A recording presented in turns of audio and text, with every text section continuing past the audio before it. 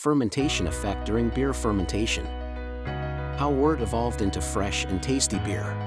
What kind of material changes are performed in the wort and the fermenter? With all kinds of questions, let's start the beer fermentation process. Fermentation is the yeast converting the glucose in the wort into ethanol and CO gas. Before fermentation, the cooled wort needs to be transferred to a container with added yeast. Final fermentation is done through primary fermentation, secondary fermentation, and conditioning stages. This process generates a lot of heat, and the tank is constantly cooled to maintain the proper temperature. 1. Fermentation effect from primary fermentation. Yeast growth occurs in primary fermentation. The primary stage of fermentation begins when yeast is introduced into the cooled wort.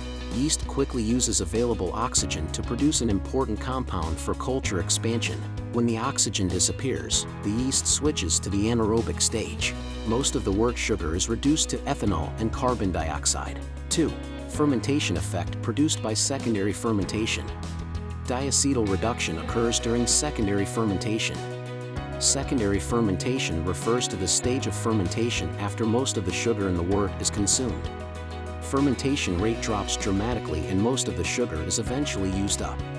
Some secondary metabolites are converted by yeast. As the alcohol content increases and sugar and nutrients are depleted, the yeast begins to flocculate and settle. 3. Adjustment stage.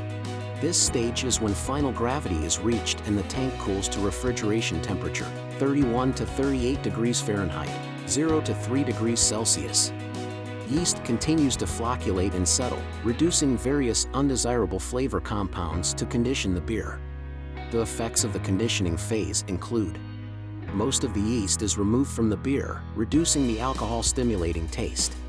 Reduction of sulfur compounds, diacetyl and acetaldehyde for more stable beer flavor.